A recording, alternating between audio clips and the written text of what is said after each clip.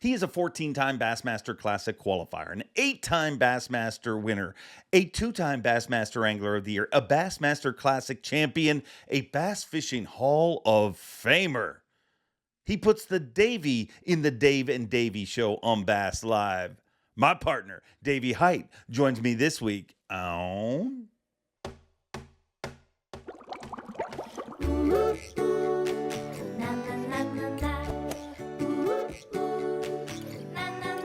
I'm Bob Cobb from the Bassmaster. Welcome to Mercer. Buckle up, here we go again. Welcome one, welcome all, friends, family, freeloaders, fishing freaks, and of course my humpers.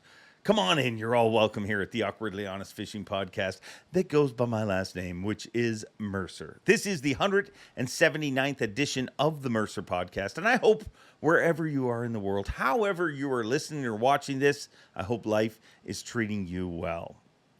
A great show here this week, and before we jump into that, though, a few things that I want to address. First of all, congratulations to Cody Stahl. Took a win in La Crosse, Wisconsin, the Bassmaster Open. So I will see you at the 2025 Bassmaster Classic.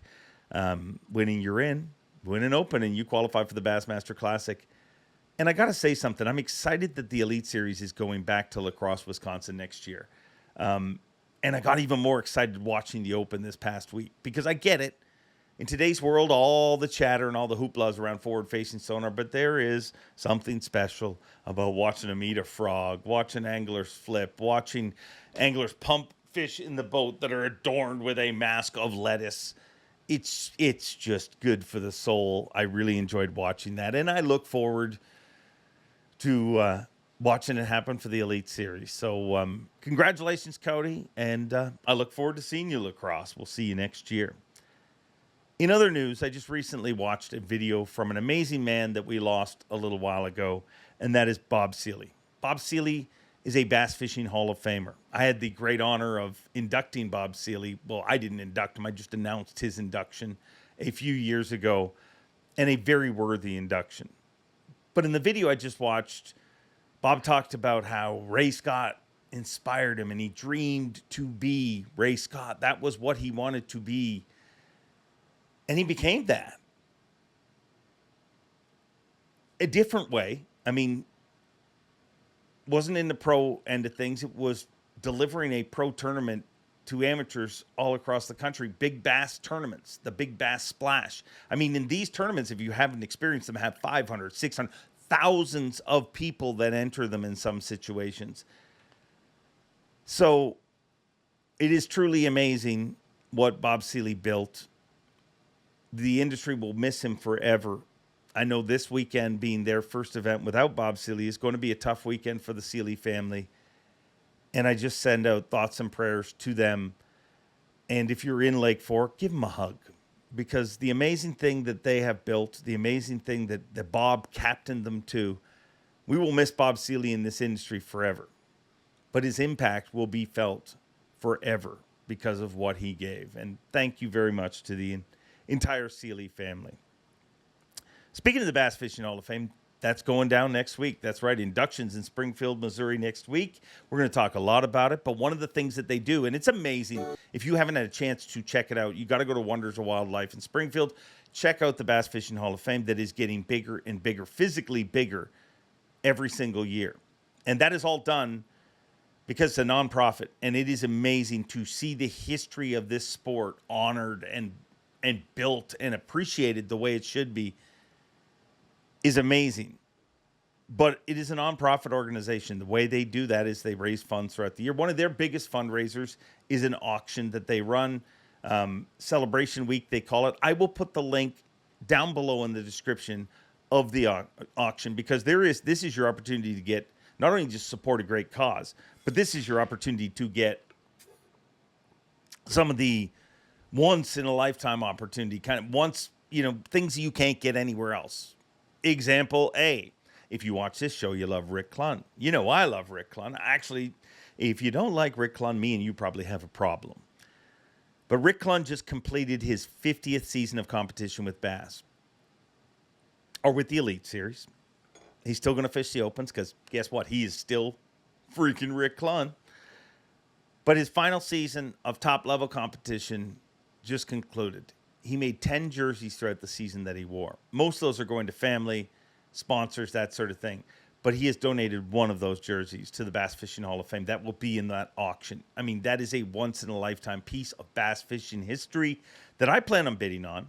And if I was a better bidder, a smarter bidder, I wouldn't have brought it up here because I get it. Now you're all going to outbid me. And guess what? It's not that hard. But that item, many items, support a great cause because the Bass Fishing Hall of Fame truly is an amazing cause, and what they're doing, what they're building is amazing, and it is an honor for me to just be able to MC those events every single year. We will talk about this year's inductees, next week's show, and all that sort of thing because it is an incredible class going in. But make sure to check that out and support that. Another Bass Fishing Hall of Famer just happens to be a guy that, well, before we get into that, there's an old saying that people say, you don't want to meet your heroes. And everybody will tell you stories about, yeah, I met so-and-so, and he was a you-know-what. I disagree. Sometimes you do want to meet your heroes. Because I was a little kid watching the Bassmaster Classic on my couch in Canada, watching Davy Hite win on Bacon Rind. And he was one of my heroes. And if a genie had landed and said, hey, guess what? One day you'll get to work with him, I would have told them they're nuts. But Davy Hite is just one of the amazing people that I get to work with. And Davy Hite is truly an amazing champion, both on and off the water. And I think the sport is better because of Davy Hite. And I never take it for granted. I try to act cool and everything, but there's still me every once in a while that looks over and goes, it's Davy Hite beside me. I mean, freaking Davy Hite. So I guess I just say this because sometimes you should meet your heroes. Because Davy Hite was a hero to me watching him win the Classic. But I'm proud to say he's a bigger hero to me today.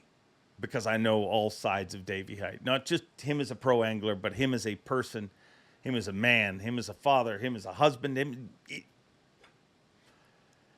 Davy Hite's a great man and somebody who I've the great honor of working with. And he's also this week's guest. Davy Hite, I've missed you so much the last few weeks. What is the end of the season like for you? Oh, it's a relief. It's like school's out for summer, but honestly, and not just because you said that, it only takes a couple of weeks, and you're like, dang, I enjoy hanging out with Dave Mercer, or all the folks, whether I'm on site or in studio, depends on where I'm at. But yeah, it's that you happy to get out of school for the summer, but a few weeks in, you miss your friends. Yeah, it is weird. I mean, and those last few events are like, well, we're almost at the end. Because I think that's human nature. You know what I mean? You want to complete the task and move on. Is it different now than it was when you were a competitor? Oh yes. I miss almost every single person that I work with. I really can't think of a single person that I don't start missing a little ways in the season. But when I was a competitor, there were guys that I did not miss in the off season, not one little bit. And I'm sure it was just, there were some people that didn't miss Davy Hite one little bit either. I think weirdly enough, that's natural. Like in every competition, like that's not like some of those people that you didn't miss, you're probably friends with today. Like it's not that you dislike the competitor in you. Do you not think that's normal? Yeah. Oh yeah. I mean, we all have different levels of competitive spirit. And when I say competitive spirit, I think there's a lot of levels there where, that create that.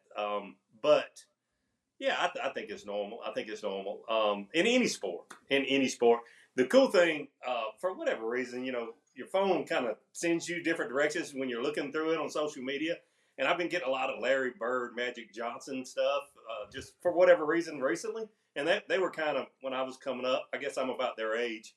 But it's incredible how much respect they have for one another. They were fierce competitors back in the day. So I think all sports you have that even guys that were, fierce competitors respect one another. And time, with age and with time, with maturity, you appreciate that more and more.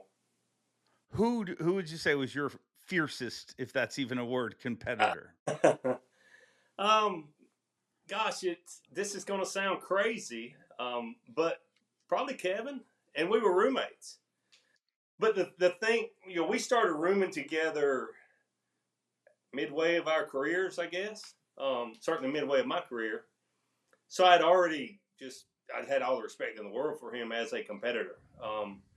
But your people that your most fierce competitors should be guys that are at the top. But when we roomed together, if I was not fishing on the final day, I'd pull for him over anyone else in the field. So it was that. And I think that was probably likewise. I'd pull for Kevin or anyone else that I was competing against, as long as they were finishing behind me, or if I was out of the field. Yeah, that makes sense. Do you think the element of team fishing has gotten bigger now than it was when you were competing? That it seems like a huge percentage of Elite Series anglers have a team that they work with, and varying levels. Not everybody splits the winnings like the Johnston brothers, but you have a lot of, Caleb and Lee and Logan. They all work together. Seth and Matt work together. There's a lot of that now. Was it like that when you were competing? People tried to do that. Anglers tried to do that a lot when I was competing, but it didn't work very often. And I still think that is happening today. The Johnson brothers are unique because they're brothers, and they split. Supposedly, I don't know what they do with their money. That's their own business, but supposedly they share their earnings. Yeah. It's a family business, so that's totally different. Just so many times I've seen it cause trouble. Because it is an individual sport, and we all have different, things in our lives that pull us away. Families, wives, children, and you're not working as hard as me, but I'm splitting money with you. All those things can, or you didn't tell me about the spot that you caught them on, huh? Are you holding that back? I've just seen it cause issues so many times. But hey, if you can make it work out, great. But most that I've seen, don't stand the test of time. Those relationships of sharing fish, sharing on water information, sharing locations, they don't stand the test of time. Why do you think it's more now?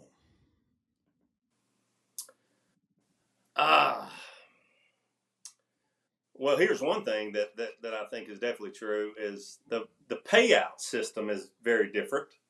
Yeah. Years ago, not too many years ago, before we went to the $10,000 midway of the field, and now they even pay another 20 or 30 places, which I don't quite understand. But hey, that's what the anglers wanted.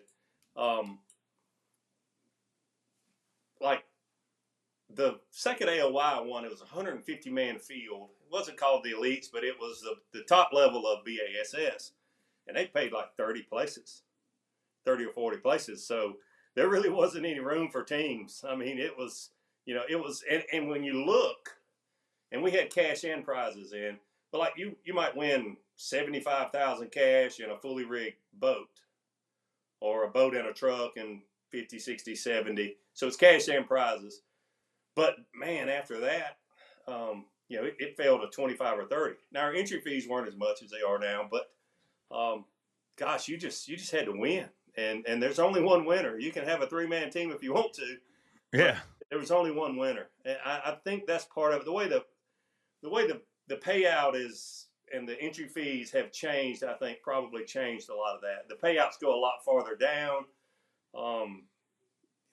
I've got a different opinion about how that is good or not so good for the sport, but that's a whole nother can of worms. But I think that definitely changed things where really and truly for most of my career, you had to win. I mean, I felt like you had to win. If you look back, not many people lasted, 10, 15, 20, 25 years without winning on a fairly regular basis. A few, and my hat's off to them. They worked their tails off for their sponsors, and did well enough to make it a career. But you really, I think you had to win more then than you do now.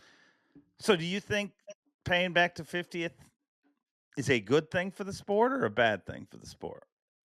So this is Davy's. And this is as an angler, I'm asking you Yeah, this, not as a yeah, and I'm a former angler, but they were paying 50 places when I fished, so I can certainly relate to this.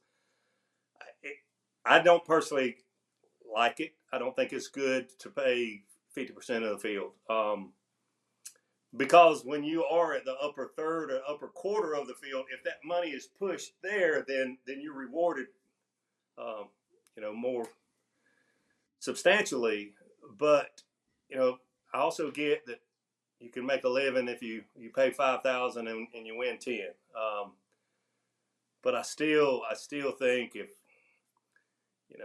if you're not in the top quarter of the competition in any sport, then it's just tough to make a living.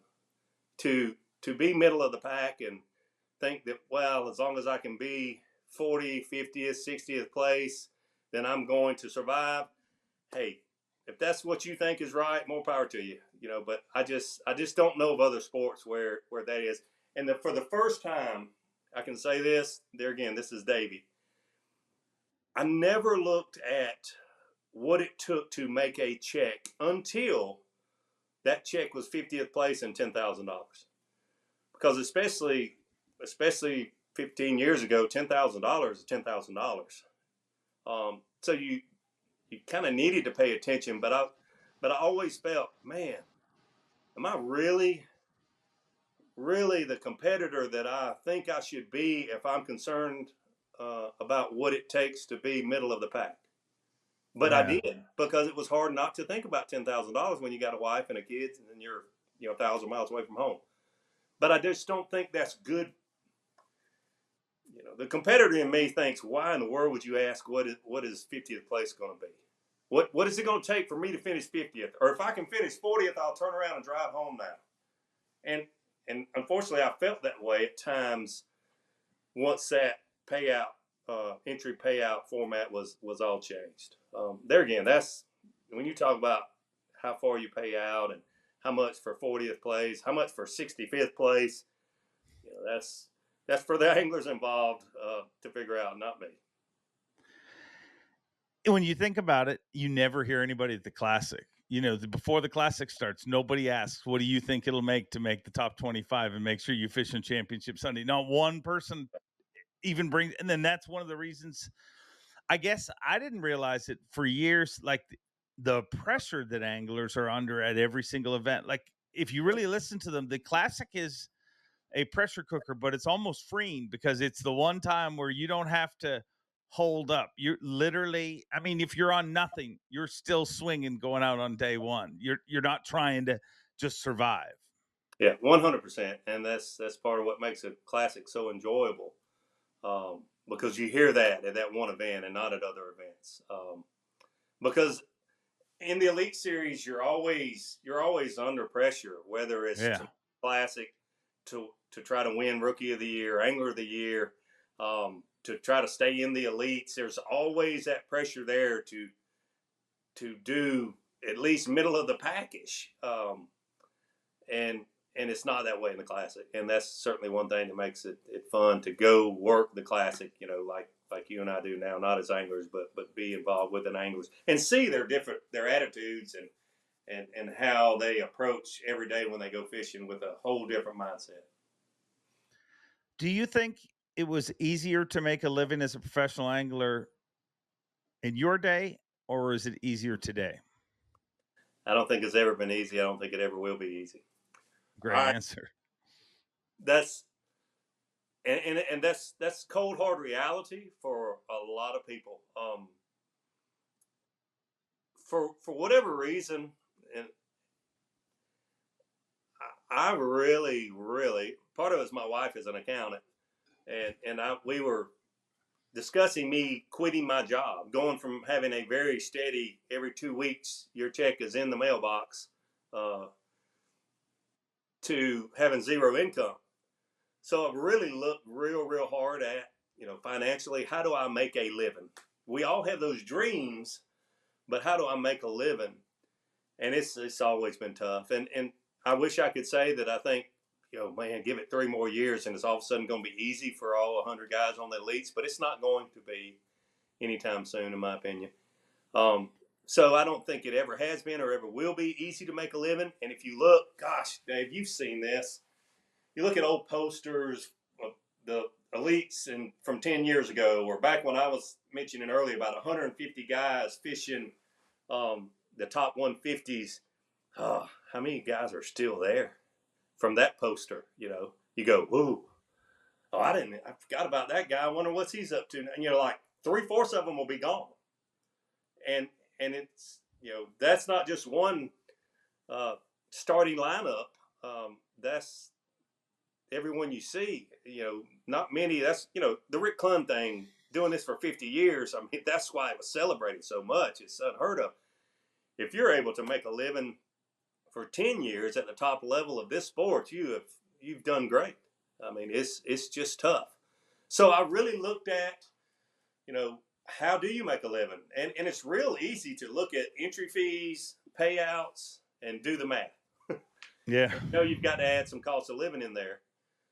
And you go, ooh, boy, that math doesn't work out very good unless I win. So then you start thinking, how else do I make a living?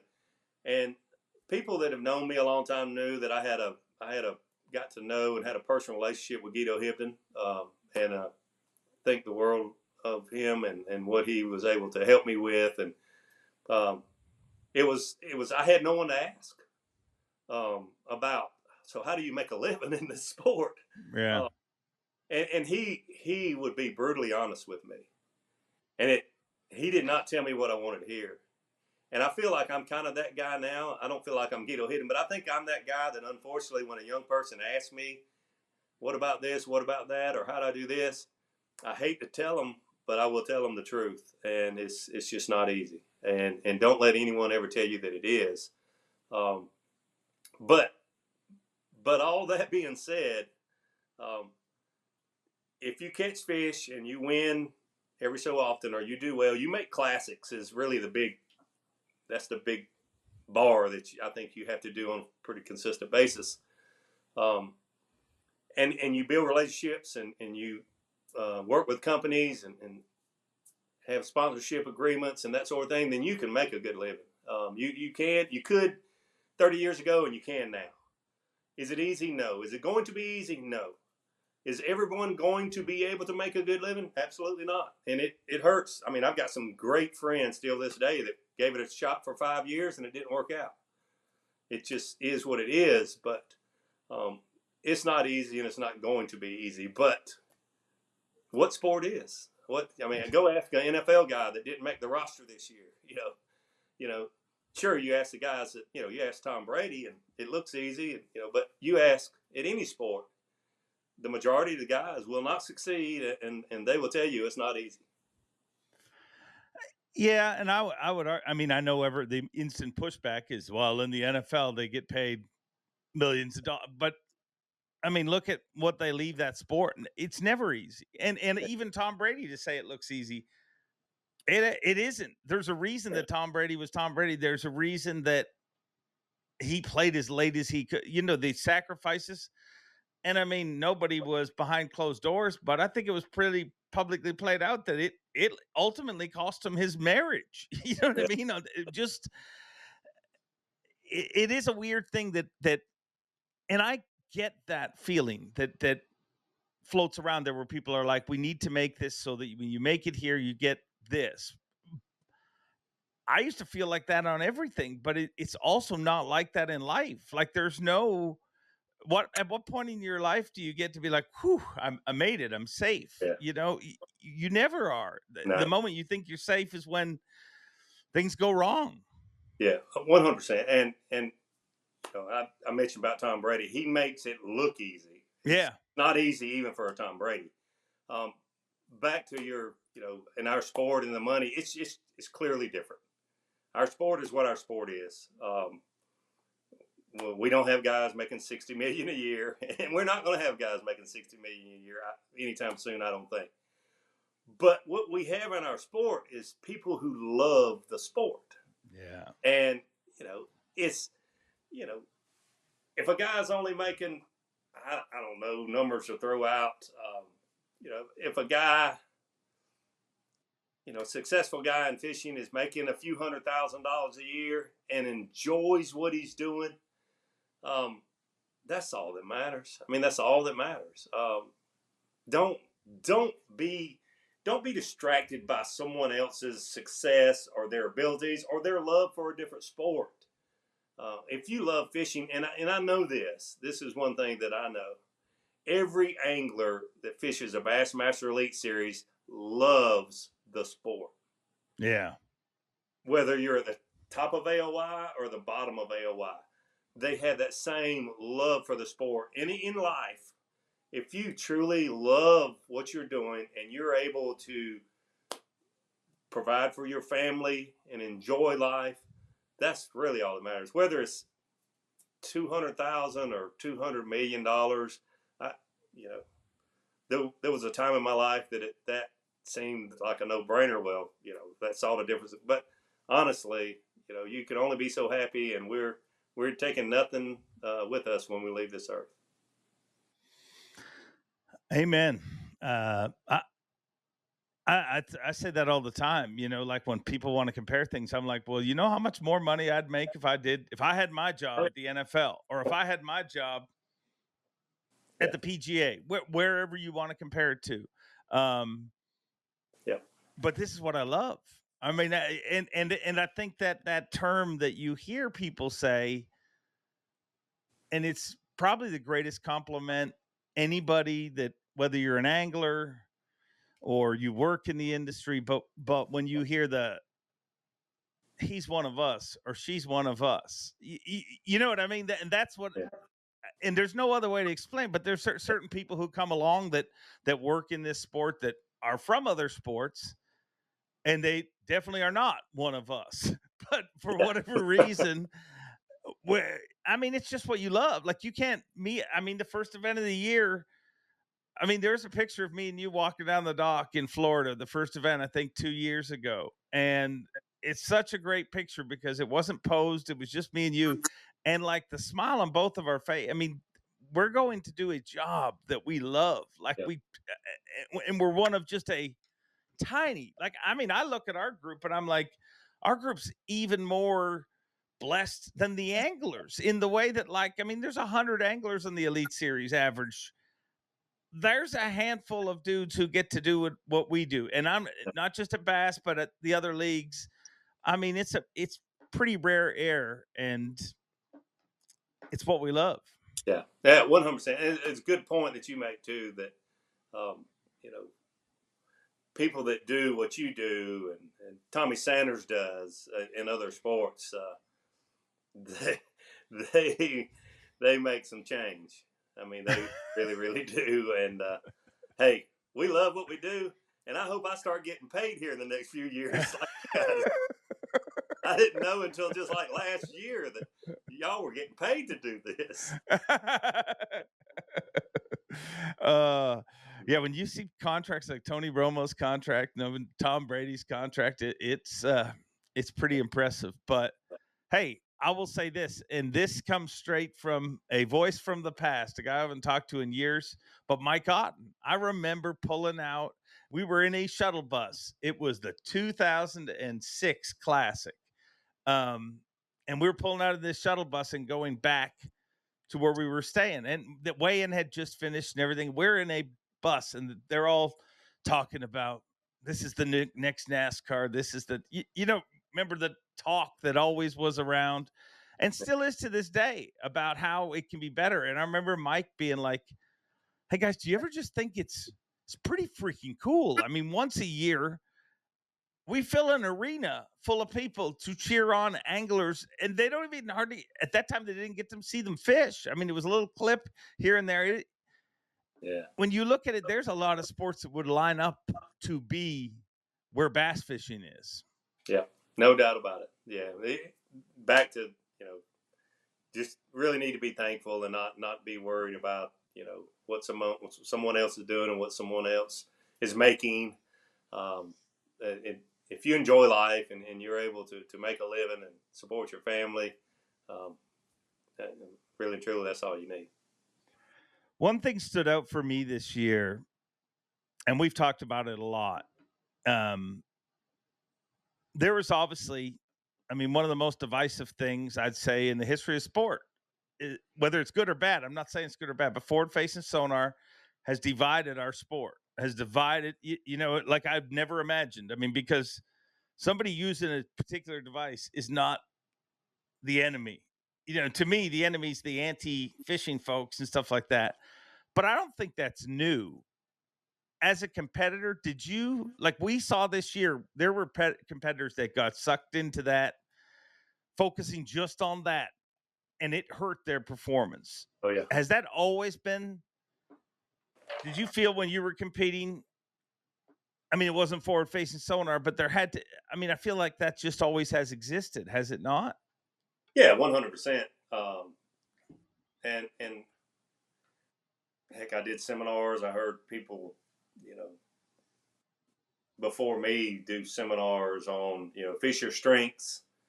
Don't go chasing these, dock talk stories and that sort of thing. And that's always been there, but the forward facing was just a whole nother level in so many ways, including being that guy on your shoulder saying the last 3 tournaments been won using forward facing, and you're up here flipping a bacon rind. What are you doing up here? They're catching them out there. That's so it's been a bigger, demon on your shoulder, so to speak, than anything I've ever known of. When I fished, and there was actually a little forward facing, believe it or not, way back when I fished BASS. But it was just, in the beginning stages, and a few people had it, and obviously a lot has been perfected. The technology itself and the fishermen, but there's always been those, dock talk distractions that you would go chase that you shouldn't. And I talked about this at the Toledo Bend tournament beginning this year, how and Lake Fork also, how the way I had my success at those 2 events, I knew what I would be doing. I'd be on the bank, throwing a frog, flipping, throwing a vibrating jig, throwing a spinnerbait, throwing a, swimming a jig, doing those things. But then in practice, you come in and you're like, yeah, I caught 20 pounds. And if you had somebody you could talk to and be straight with in practice, yeah, I just kind of roamed around out in the middle, and I caught 2 8s and a couple 7s and a 6. And like, doing what? Well, just kind of wandering around out there looking with my live sonar. So then you can't get it off your mind. And I said that at that tournament because I know that I would be torn. And I think we saw, a Jason Christie, a Greg Hackney, Brandon Cobb. I talked with him as that tournament was going on, and even Lee Livesey a little bit. Some guys are like, hey, I can go to the bank, catch 20 to 24. How do you not do that? Well, you come to day 1 weigh-in and you find out, because that's not going to do you any good. You're not going to win doing that. But it would be hard to forget what you've learned for so many years. But also as a competitor, don't put blinders on and say, I'm going to do it my way, and tournament after tournament after tournament, it doesn't work out for you. And then blame your lack of success on anything other than you tried to do it your way. And I would have been that guy. I'm not throwing stones at anyone, because I would have been that guy. In the off season, and some anglers, I do too, that, okay, I'm going to learn this craft. Yeah. I'm great at it. And sounds like a good plan. Famous quote from Mike Tyson, until you get punched right in the nose. You go out there and do it all day, and you come in with 3 that weighed 14, and you're in 94th place. then what do? I go back to my roots. I'm gonna go to the bank and flip a jig or throw a frog, and you come in with 5 that weigh 18, and you're in 96th place after 2 days. I mean, it's tough. It's like nothing else I've ever seen in the sport, in so many ways, including being that demon on your shoulder that says you're doing this, but it's going to be one doing that. Yeah, it's a wild, and I don't think. I mean, obviously, Bass has come out with their decision. All the leagues have come out with their decision, and I don't think it changes anytime soon. Like, I think that forever we're going to. Bass allows it, so you're going to hear people win at Bass, and they're going to say, "Well, if they hadn't had forward-facing sonar, they wouldn't have won." Leagues that don't allow it, you're going to hear, "Well, if they had forward-facing sonar, they would have weighed in 10 more pounds." You know what I mean? And even MLF, who split the uprights on it, they're going to get, "Well, if he could have used it for another 2 hours, what would it have been?" I mean, I just think it's gonna be a debate forever, and I think Carl Jacobson said it right. Nobody's right and nobody's wrong.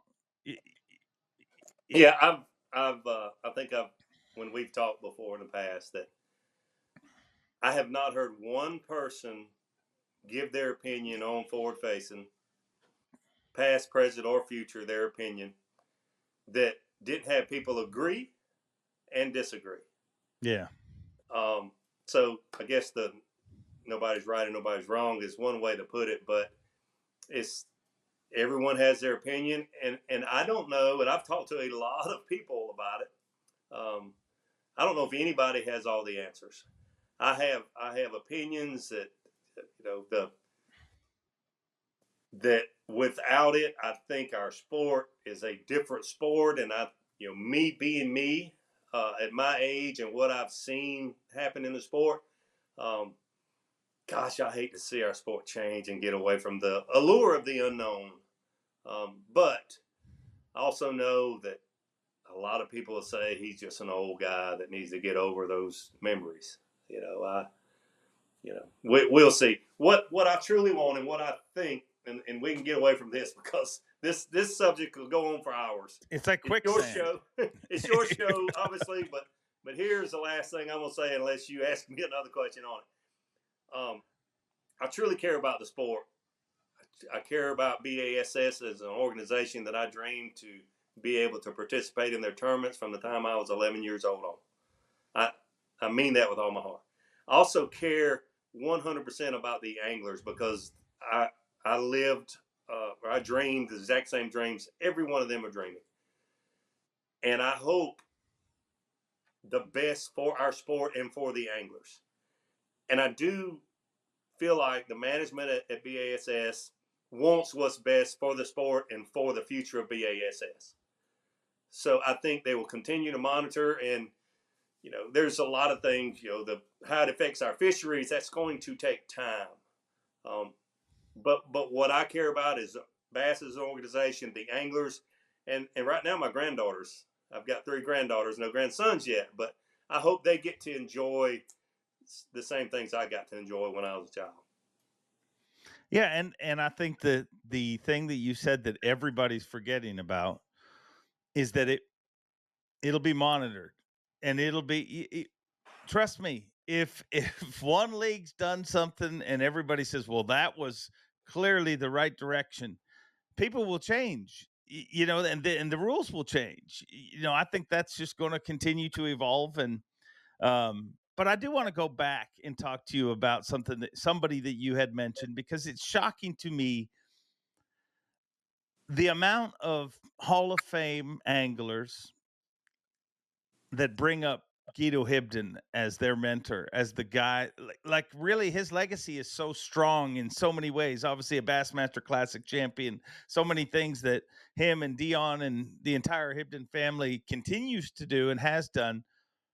But he was I don't know that he gets celebrated as much for being as special as he was privately with people like yourself, because I don't hear it, but as soon as you brought him up, I thought, man, the amount of people that I've had on this show that have gone out of their way to say, Guido told me this or did that. He was a very special man, clearly, and a very special family. He was a very special family, and thank the good Lord that my family got to know his family. I've got pictures of Guido holding my sons, when they were infants. Here's what and anyone that got to know the Hibden family, especially if you were off camera with them, they said what they thought. They thought what they said. But Guido knew how to understand when he was on camera and when he was around, when he needed to be Angler of the Year Classic champion Guido Hibden, versus he could talk straight with anyone. I don't care if you were Ray Scott or Davy Hite when I was, 20 couple years old. And that's what I appreciated about him. And I think everyone, we all selfishly want to be around people that tell us what we want to hear. But deep down inside, if you give it a little time and you age a little bit, you really appreciate those who told you what you needed to hear and what was the truth. And that's what I needed from Guido Hibden, as someone.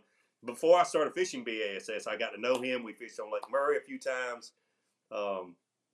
And gosh, I was looking for someone like him because I'd never met anyone like him and got to know on a personal basis. But I was looking for someone like him that would tell me, yes, Davey, because I fished with him, on Murray pre-fishing for a tournament they had coming up for, a week. And I wanted him to say, so I've been in the boat with you now for a week, Davey, and you have got what it takes to be a professional angler and provide for your family. And he never would tell me that. He never would tell me that. He told me what it would take, and he complimented me on my, my fishing ability, but he never would tell me because he knew what a tough path it is for anyone. Sometimes not sugarcoating it is what people need to hear. Yep. And you don't realize that maybe when it happens, but you do later in life. Yeah. Yeah. Because he was that to you, do you feel the need to be that to so many of today's anglers when the opportunity arises? Yeah. And the right setting. Yeah, I do. And I'm brutally honest. And I hope, I hope they appreciate that at some point. The first conversation I ever had with Casey Ashley, he called me because he's from South Carolina. I was from South Carolina. When he was thinking about fishing BASS, I was, doing really well. And we had a mutual friend, and that friend gave him my number, and he called me. And Casey will tell you this. When he got off the phone with me, he thought I was the biggest you-know-what he had ever talked to. But I think if you talk to Casey now, he appreciates everything I said, and he knows I was totally honest with him in everything I said. And a lot of what I said was, don't believe what a lot of those people have told you is going to just fall in your lap. But if you do love it, and you truly love it, you'll be glad you pursued it, and you'll have success. But don't let anybody tell you, he had some people tell him that, hey, you're going to get this sponsor, you're going to get this sponsor, they're going to do this, they're going to do that, they're going to, and he just wanted to call Davy Hite to confirm that, and I told him just the opposite. And he remembers that. And I he's told me he appreciates it. He might tell you something differently. No, I'm pretty sure everybody's got that kind of, everybody listening to this show has either gotten that kind of advice at some point in their life, maybe not about being a pro angler, but about something. I mean, the real truth. I mean, it's nothing's easy. I mean, I have the greatest wife on earth. Like, she's the greatest, but you got to put work into a marriage. I mean, you know what I mean? Like, nothing is, so it doesn't matter what it is, whether you're chasing your dreams or, life requires a lot of work. And I think that people always go back to that. The world's full of people that'll tell you what you want to hear. Right. It's just it's not always what you need to hear. Right. How different were things at Bass when you started versus a lot of talk this year about rookies, obviously. How was your rookie season compared to the rookie season we saw this past year? Gosh, this past year, the rookies, it's different than any year I remember, to be honest with you. Just merely from the success. I mean, if you're a rookie and made a couple checks, you're doing great. But for a 19-year-old rookie to show up and start, doing what Trey did is almost unheard of. I mean, Brian New won his first event, but off the top of my head, I don't remember someone winning that quickly as a rookie at the upper level. But still very similar. And I know this is tough too, but I'm just being honest. And Denny Brower is a great friend of mine. We're talking about older guys here again. That were my heroes, and certainly Denny was, and I consider him a good friend now. But it got to me that he just like wouldn't even recognize me as a formidable foe. I guess it's and it just took him a little while for me to earn his respect. And there again, I thought like, man, he's my hero. In so many ways, and he won't even look at me and tell me good job. And I asked Guido about that real quick, back to Guido, and he said, when you earn his respect, he will. And he was 100% right. So I don't think that has changed. Is it fair? Is it nice? Is it all those things? I don't know. But you kind of got to earn your stripes. I mean, when I was a private in the military, the sergeants didn't take it easy on me. You have to earn your stripes. And unfortunately, fair or not fair, that's just kind of the fact of being a rookie. I think it can be tough for anyone as a rookie at any level. Hey, those guys are my heroes. Those are the guys that I watch on TV. Those are the guys I read about in Bassmaster magazine. And all of a sudden, they're not, giving me hugs and high fives immediately. I just think that's part of being a rookie in anything at any level. And they'll build relationships and not be rookies next year, and they'll be able to take it out on the new rookie class. Yeah, I mean, I always explain to people it's no different than school. I mean, and I use the grade school to high school analogy, but remember, you started in grade school and you were that little kid, and then all of a sudden you were in grade 7 or grade 8 and you were the biggest kids in the school and you thought you were the king of the world, and then all of a sudden you went to high school and you were right back to kindergarten, which was grade 9. It definitely is never easy. I mean, I feel even when I started, there were anglers that I knew, but there was anglers that I didn't know that it took me a while to kind of break through with. And like you said, rightfully or wrongfully so, it's part of life, and it definitely gets more when you're in something that's competitive. And I don't think this year's rookie class made it any easier on themselves, because people like a nice group of rookies to come along and maybe make a paycheck here and there. Don't do what they did. Yeah, 100%. It's like a freshman coming on a football team or a basketball team or a hockey team, whatever, and taking a starter's position. I mean, it's okay to be a rookie and we slap you around a little bit, but don't you even think you're going to come into our sport and show any kind of dominance. It would be that way in any sport. Yeah. Well, one thing that is definitely changing for us moving forward is one of our partners, the guy who we've both got a lot to be thankful for in our position, and that's Mark Zona retiring from Bass. I think it's been talked about a lot, but I'd love to hear your opinion on it, Davey. Well, gosh, we started off about missing one another after the end of the season, the final event there, knowing that we're going to be working together, just a couple months right around the corner. It's just hard to digest, even though, obviously I had personal conversations with Z, for years. He's been talking about, hey, I might start spending more time, at home and dedicate more time to the Zona show. kind of knew that it was, in the back burner, but it still doesn't make it easy.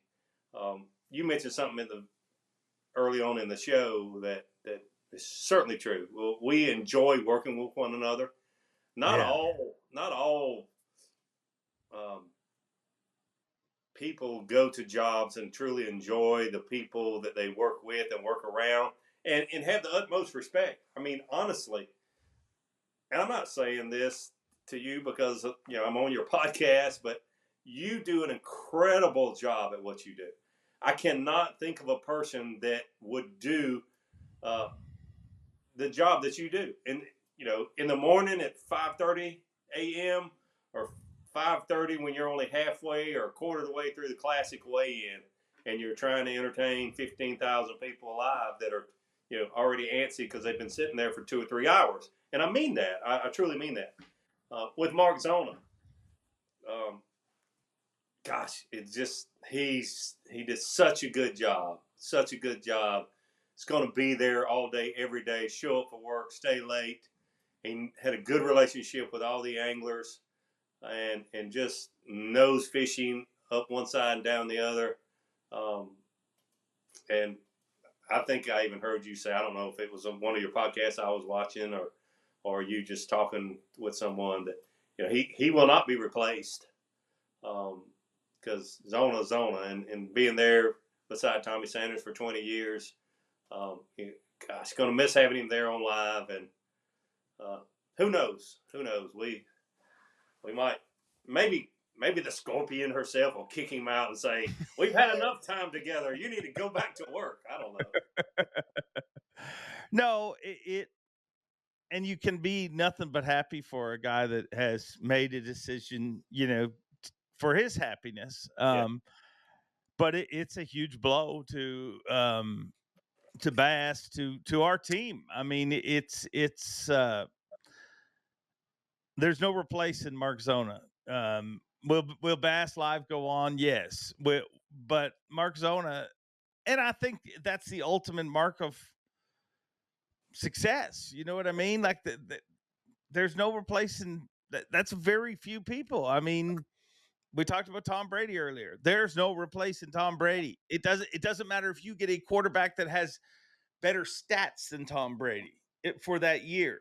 There's no replacing him because Tom Brady walks into the room and every single player feels like we got the guy. And I think Zona is that. And you're going to have to brush up on some jokes, Davey, is what I'm saying. I mean, So, how are you at voices? Here's one thing, and Zona and I go way back. We go way, way back. But we are two very different people, and I wrote a blog in Bassmaster talking about that a little bit. How we meshed really from day one. I really have no idea because we are so different in so many ways, but we're also very similar in ways that people don't know. But he's Mark Zona, and I talked to he had a pretty big part in me working with JM, and I was like, I can't be Mark Zona. I can't be Mark Zona. And I think my wife might have been the first one to tell me this. I think you told me this. I think some people that I was like, okay, let it sink in.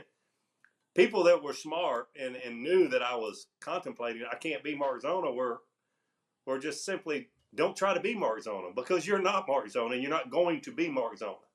And that was some great advice I got from multiple people. And I think you mentioned that to me at one point. So I won't ever try to be Zona, but maybe I'll brush up on some jokes, or maybe he'll text me something funny to say every now and then if he happens to be watching live. No, I think that's the truth in everything in life as well. I think when people first start anything, they try to be like who they emulated. You know what I mean? To a certain extent.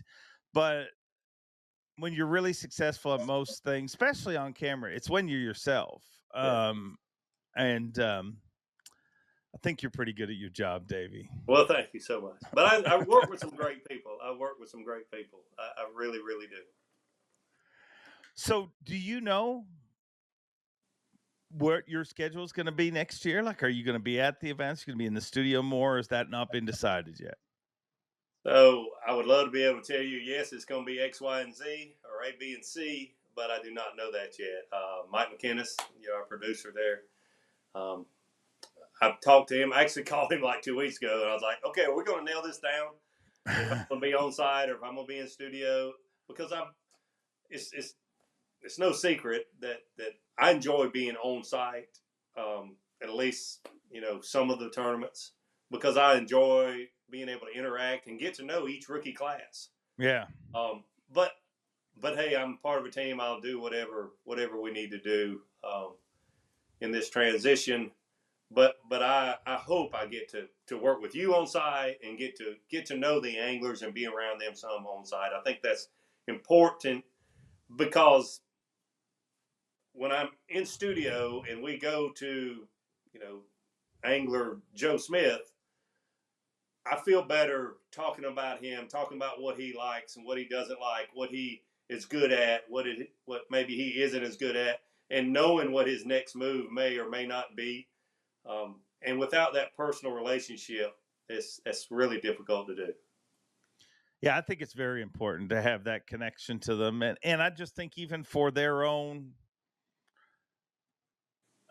it just gives I think it gives the anglers faith that you know where they're coming from. And I mean, honestly, the one of the biggest things that floated around this year that bothered me, and me and you have talked about it on live, even like how people felt like, oh, Bass wants them to promote the rookies.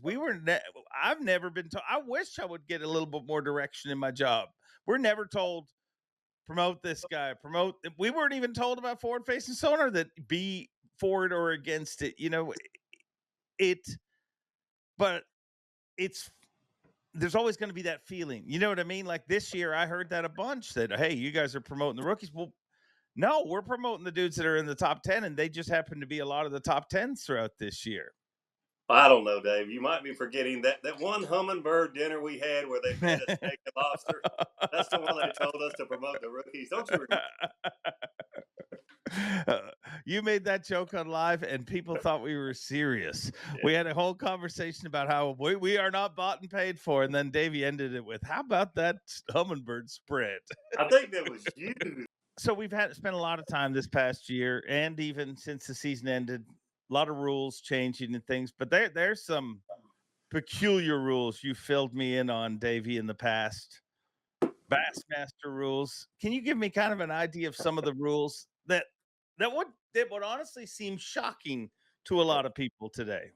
Yeah, I think one of the ones that most people just look at you like you had two heads in 2024 when you mentioned to them, that was a big deal with the wives / girlfriends / significant others. Back in the day when I made my first few classics, I was a married man, and my wife did attend the Bassmaster Classics with me. But unless you had, and I don't know, they may have checked marriage license. I don't remember. The wives took care of that. But unless you were married, you could not have another person of the opposite sex in the room with you. So, like, no girlfriends, no significant others, no ex-wives, no, I don't even want to go any further than that because I'll probably get in trouble. But to think that you could not have your fiance gonna get married the week after the Classic because we had to plan it after the Classic. Nope. How dare you think that you should have a female in your room that don't have a wedding band around? And here's the other thing. So Natalie and I, we passed that mark. The other thing was no children in the rooms. Even if they're your children and you're married, not just no children that aren't legitimate children. No children. So we would have to rent a room separate and hire babysitters for our kids to stay in the same hotel with us. That was on our dime if you had children. It's just so different. And, they had a wives section. I don't even know if they still have that now. But they Yeah, had yeah. a wives section that was just like right there, front row, and it should be. But don't you think you're going to get in here with just an engagement ring on your finger, young lady? It was, and if you think about that now, if Bass would say, okay, hey, we just said get picked on if you're a rookie. Come into have a great rookie season, make the Bassmaster Classic. You're engaged, you get married, but oh no. She can't be in your room. She has to stay with your mom and dad or her mom and dad, somewhere else. People would go nuts. They would boycott. They would, who knows? So that was very different. I think it would be classified as an unenforceable rule nowadays. Why do you have rules that you can't enforce? Well, you didn't work with Dewey. Dewey enforced a lot of rules that seemed to be unenforceable, but somehow they were enforceable.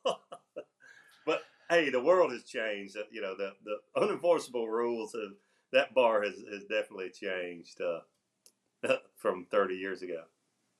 Why was that a rule, do you think? Was it ever explained to you? It wasn't. I truly think.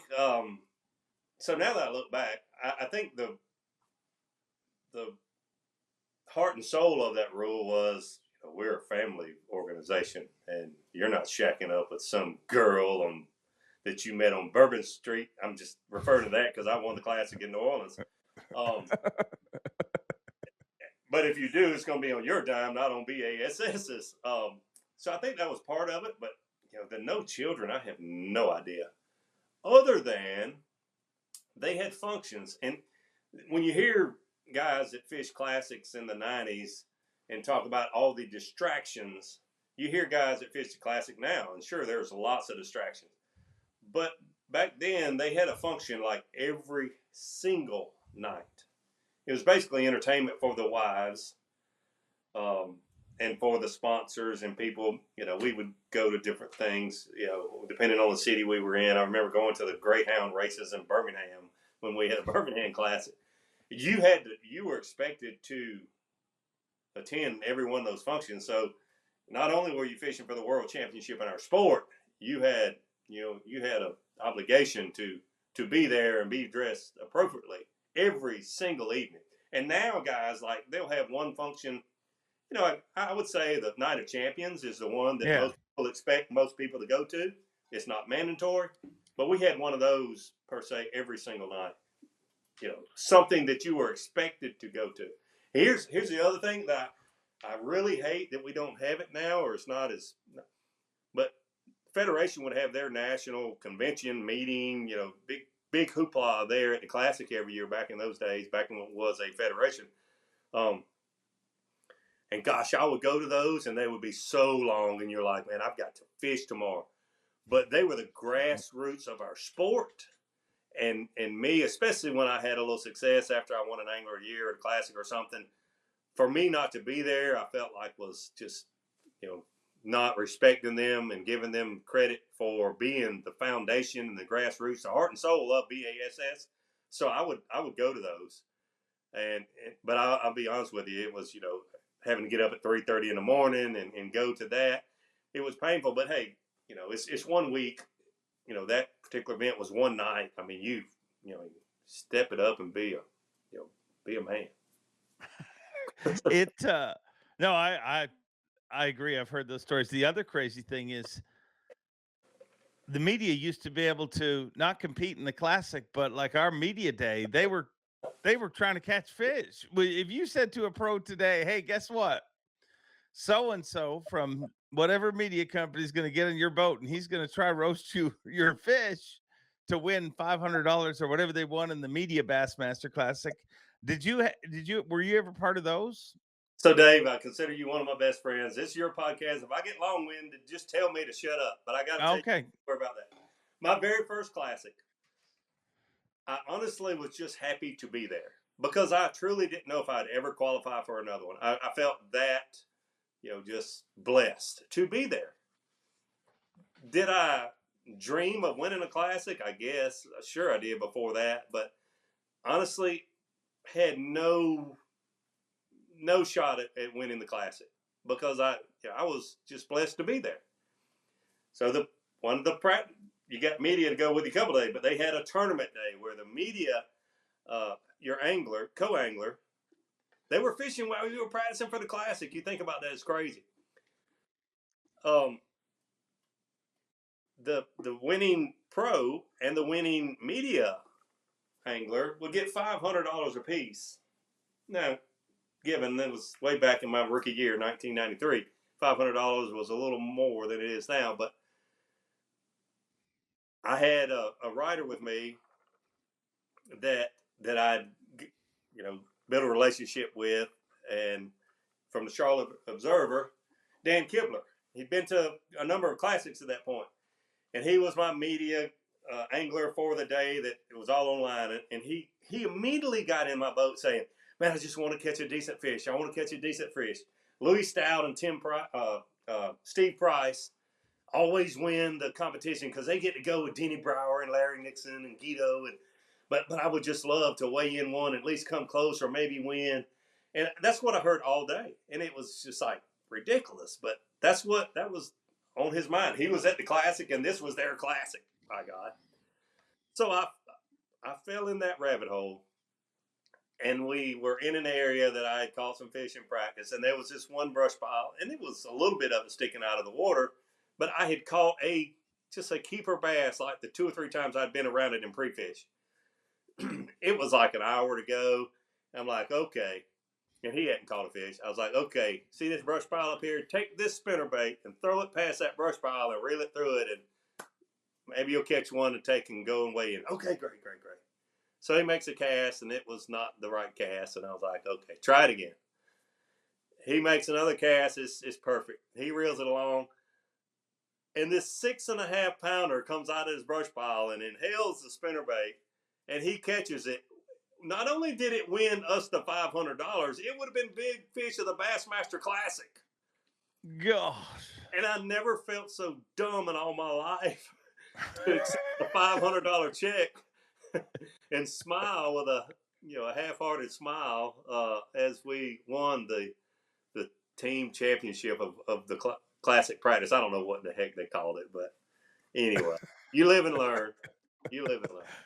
I bet he wrote good things about you for the rest of your career. Oh, you know it.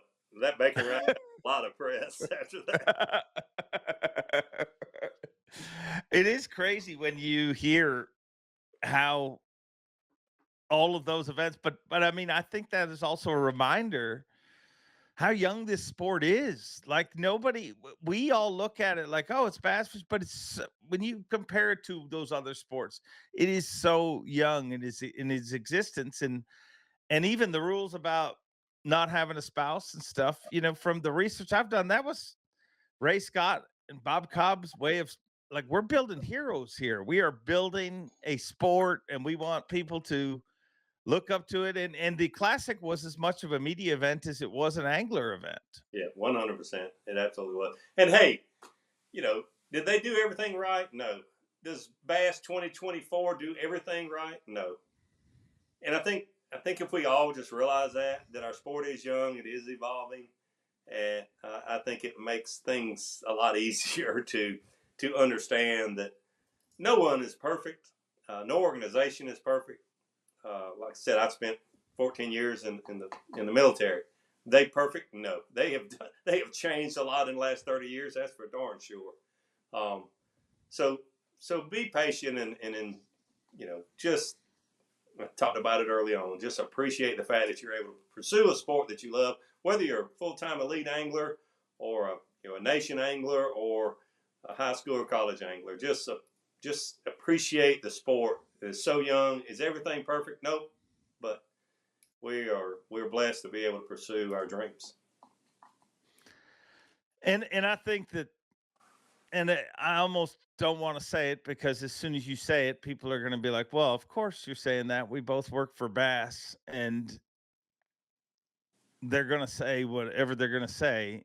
But I think we learned, I mean, if you think Bass is trying to make the wrong decisions, you're wrong. They're trying to. You trust me? I bet you. And I've never asked Chase this, but I'm sure if a genie landed on his desk and forward-facing sonar could literally disappear, he would rub that genie bottle as quick as possible, because all it is a distraction and a strange part of you know what I mean. But I think we learned that just a couple of weeks ago when the no info rule went the way it did for 48 hours. How quick that got turned around. Yeah.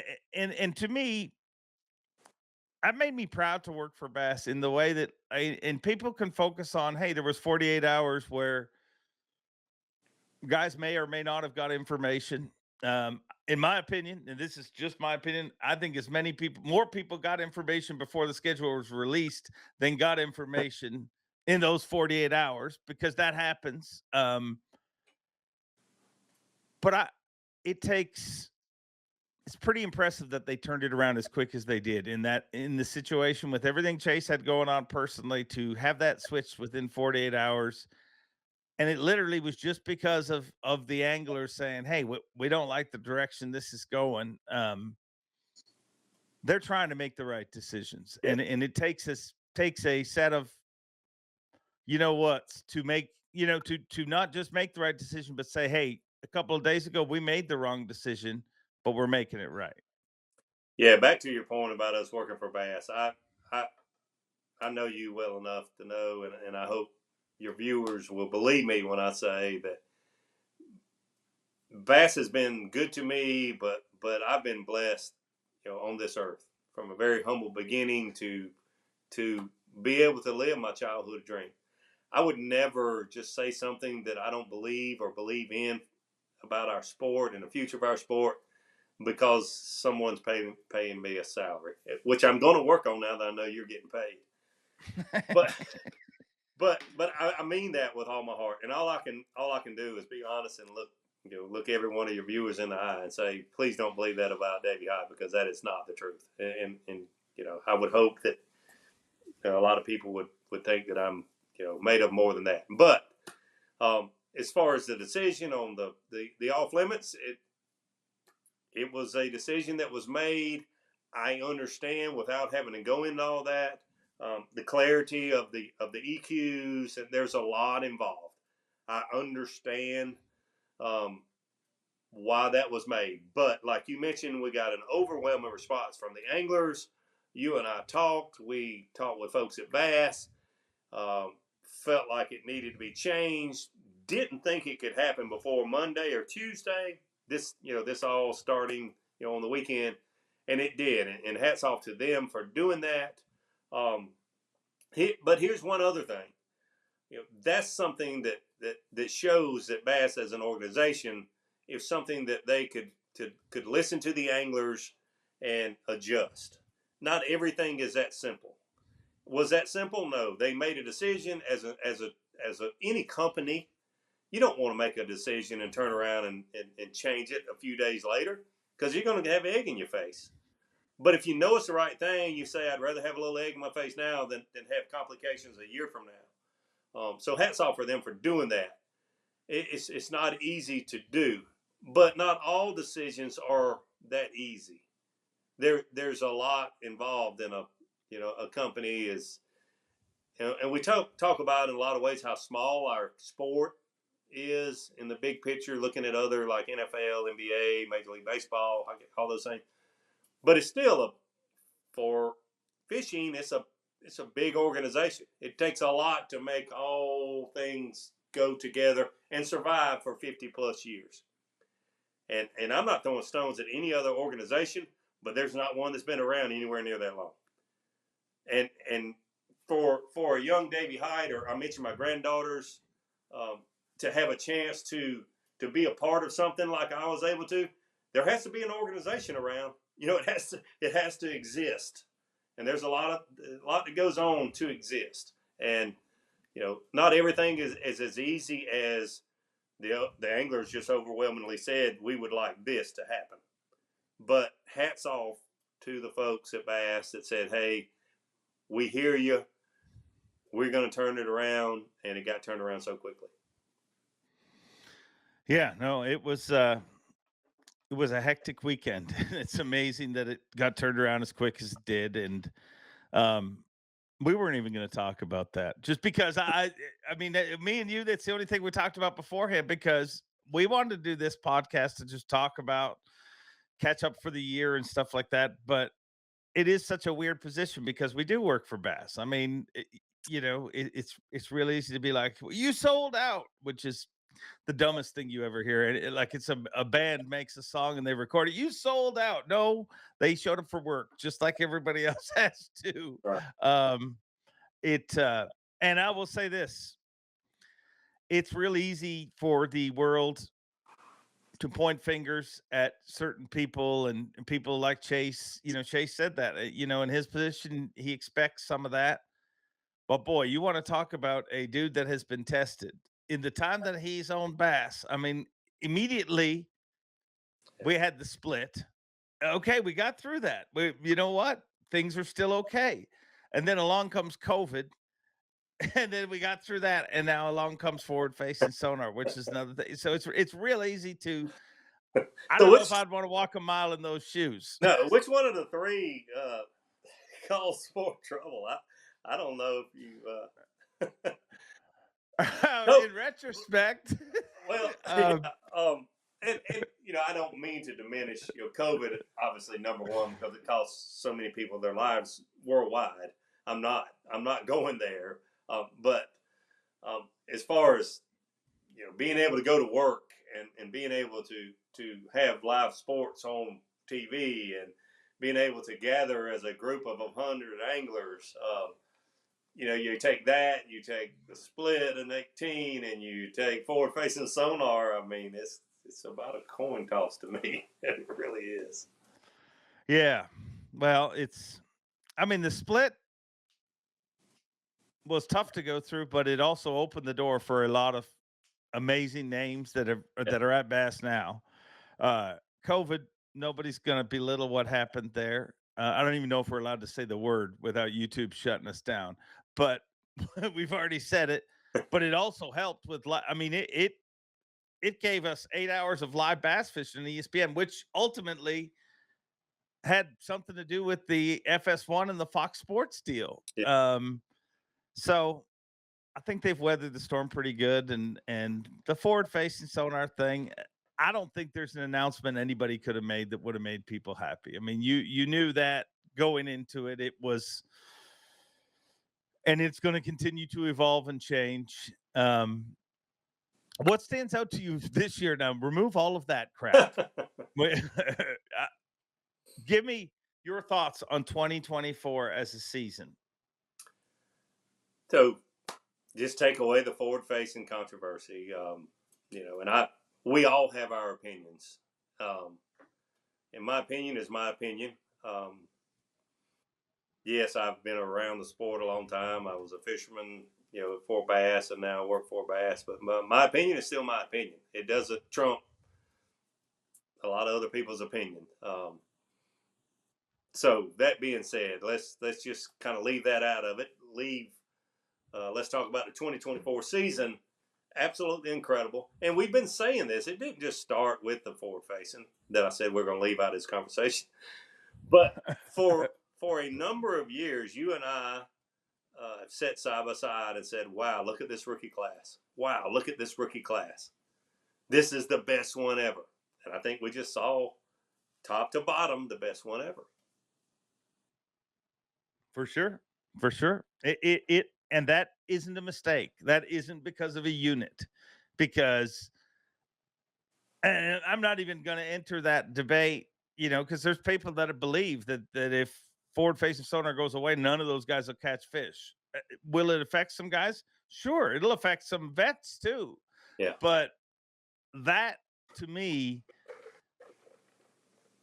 and I'm going to give a little love to one of our employers that is no longer with us. But I mean, one of the dumbest things I ever did was march into Jerry McInnes's office when he decided that a college angler was going to get a spot in the Bassmaster Classic.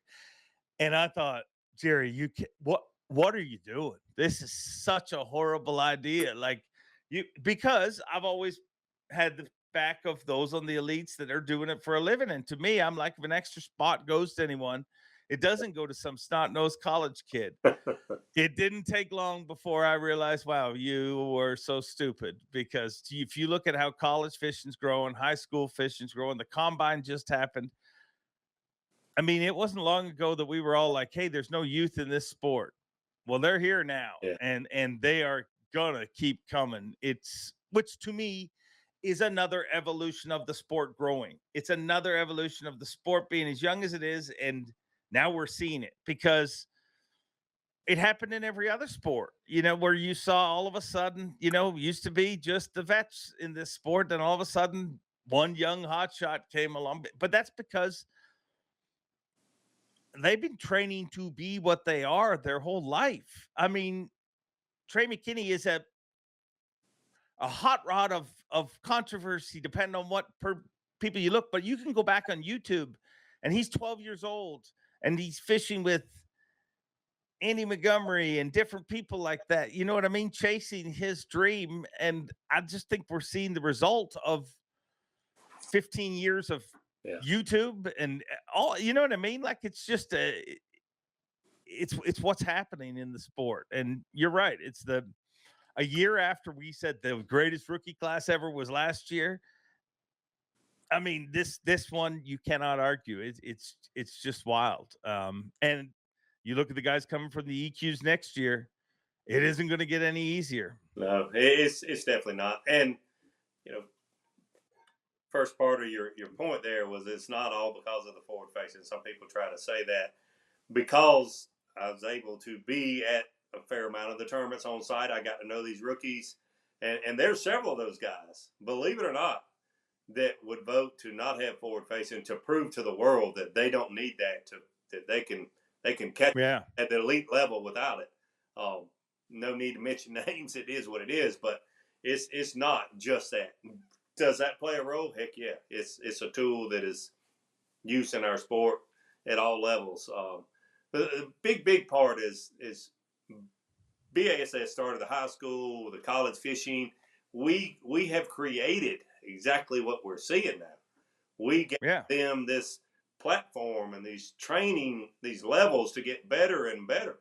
Where just back, when I started in the early 90s, mid 90s, you didn't have that. You had to be just young and dumb enough like me to quit my job and say, I didn't fish high school and I fished college, but I fished wildcats on Saturday from the time I was 12 years old on.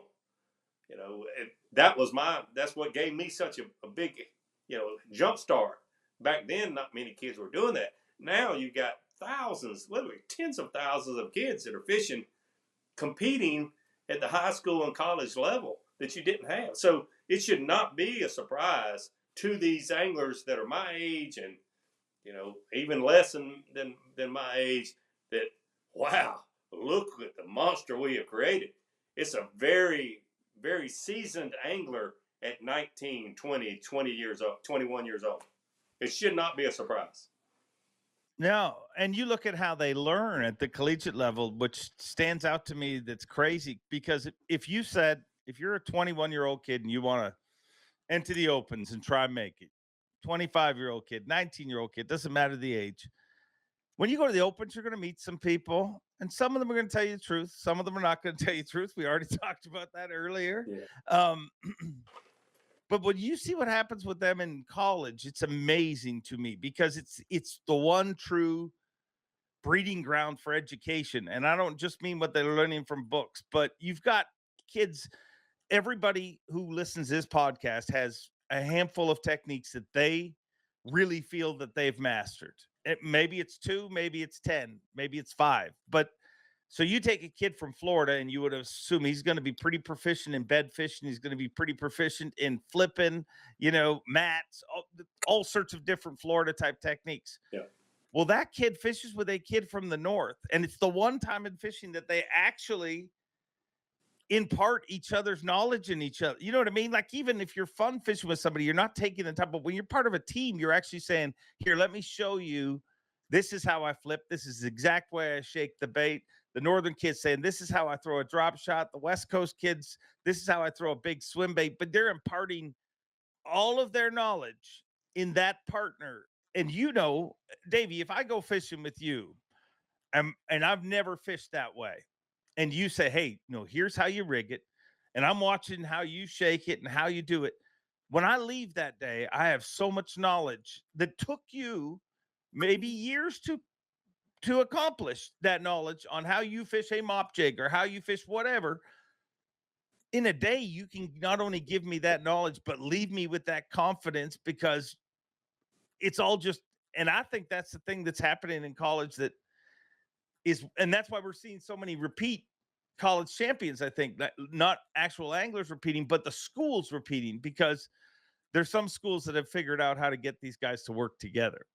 So I think you just answered, and you can learn something every day, even, at whatever age. But early on, you asked me about how teams and groups of people are working together more now than ever. I think you just nailed it right there.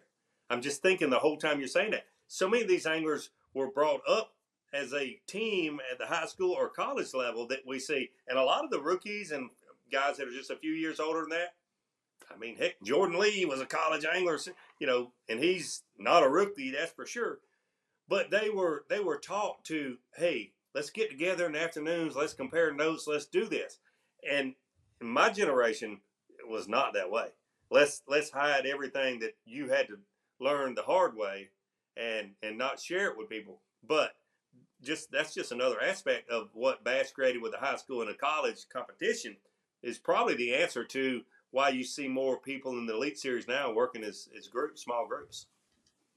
Yeah, it makes sense. You look at John Garrett and Cody Huff. I mean, Cody's been on the Elites for a few years. This is John Garrett's first year. They were college roommates, and now they're back together and obviously doing very, very well. It'll keep changing, and one thing's guaranteed: the internet is here, so people are going to argue about something. Yeah, that's for sure.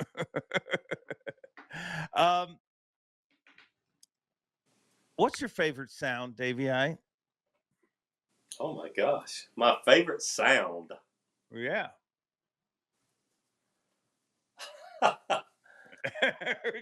So many directions. My favorite sound. I mean, I'm not normally buffaloed like this. There's many. In the fall of the year, a sound of the leaves crackling, hoping a big buck is walking my direction. In the spring of the year, a splash or some kind of the drag of my reel, the singing of my line when I set the hook, and I know it's a big one because my line is going. Zzz. I mean, there's a lot of things. It depends on the time of the year, I guess. I hate to admit it, but right now at home it's almost dinner time. My wife saying, "Honey, supper's ready," might be my favorite sound at the moment. Yeah, no, it is very situational. I mean, it could be a lot of things. I love the sound of my kids being home, like just knowing everybody's. There's no sound like, and I have all those. You know what I mean? That it's hard to beat the sound of braid sawn through slop. You know what I mean? That sound that everybody knows. But for me, it's definitely the sound of my family being home and being safe. I have to agree with that. Both of my sons are grown and married, living their lives as a young family. But you're right. Well, what we used to think is quieten it down over there or down there. Don't make so much noise with your friends. I wish I could hear that sound right now. Yeah. Yeah. That's the truth. And as you get older, you're like, wow, all those things. And I'm the old guy that says that. I mean, we have a bajillion kids rolling around the Elite Series now with kids. So I try to say that all the time. And I'm sure they just think, this is just an old guy. Because I remember people said it to me, but like that noise. I mean, my son had night terrors. And I'm sure I've told you this story. When he was a little kid, and every single night we would hear him jump out of his bed and then come running down the hall, jump in the bed, and normally would hit me right where you don't want to be hit when he jumped in bed, and you'd be like, oh, here he comes again. And now, I mean, me and Sarah talked about it earlier this year. What would you pay to hear that noise? You know what I mean? It's truly, well, I'm not going to get all sappy. Do you believe you were meant to do what you do? You're getting deep. It's easier if I just go back to forward-facing sonar crap, huh? I thought my favorite sound was a tough one, but that was a lot easier than this. So we all have our own spiritual beliefs and beliefs in our short time here on this place. I believe I was, yes, I do. But I'm not going to get all emotional here, and I'm not going to get all I don't know if that I had to be a successful bass angler to be who I am and who I was supposed to be. My parents divorced when I was really young, and my number one goal in life was to be a good dad and try to be a good husband. And I've certainly failed many times, but I think I was meant to be a good dad, and I think so far I've done okay at that. So yes, I do believe that. As far as do I think I was supposed to win a Bassmaster Classic? No, not necessarily. That just kind of happened along the way. It was certainly a dream of mine, but I think I was with my past and my childhood. I think I was meant to be a good dad, and that's been my life goal. Was that? I don't think I've ever asked you this. That had to be really tough when you were a kid. I mean, it's always really tough for any kid that's parents get divorced. But when your parents got divorced, I'm sure there wasn't a lot of kids going to your school that had divorced parents. No, and Dave, I talk real because I just said a few minutes ago that I hope people understand that I'm an honest person as best I can be at this point in my life. I love my mom and dad, and I respect them. But there's a lot of stuff that happened that no kid should ever have to see. Unfortunately, that's very common now. It wasn't as common 50 years ago, but it's very common now. But it helped me be who I am, and that's all you can do is try to learn from any experience, whether you're a 5-year-old child or a 55-year-old man. Yeah. I think that also, I mean, to go full circle, when we talked about making it as a pro angler has never been easy, and it never will be easy. I mean, I think that's also part of, I always say that's why you see anglers cry on stage, not because I'm crying because it finally happened. They're crying because of everything they overcame. The amount of blowing out tires at the side of the highway at 3 a.m, and the amount of not having money to get home, and the amount of different things, the amount of people that looked at you straight in the eye and said, "You're an idiot. You'll never accomplish this." That's what makes them cry, overcoming it. Yeah, it absolutely is, and that's what goes back to all it's been a long time ago in this podcast when we were talking about Guido Hippen. That's when the people talk to you real and talk serious and take honestly, you respect what they're saying and you take it seriously. You're like saying, "That's hey, I've been there, done that. That ain't gonna be hard." Me worried about really feeding my family, that's not gonna be hard because I know I'll figure out a way. There's lots of things. It's just like they give you the hard talk and they say, "Hey, you better be prepared for this. You better be prepared for that." And it's like, I got that. I've been there, done that. I can do that again. Well, Davy Hite, I think you were meant to do this, and I think this sport is better for you. And I know I'm a better person for your friendship, and I love you, bro. Love you, man. Appreciate it. Thank you. A very real and raw Davy Hite, and I thank him. I thank him for being himself and for being the person that he is. And I thank you guys for tuning in here each and every week. And this is the part where I beg you to help me stroke the algorithm. Make sure you like, comment, subscribe, do all that stuff, and leave a review. If you are one of our streaming listeners, leave a review. I mean, it takes a few minutes, but it really helps this show. And if you enjoy it, it'd be cool if you would. Yeah. Thank you.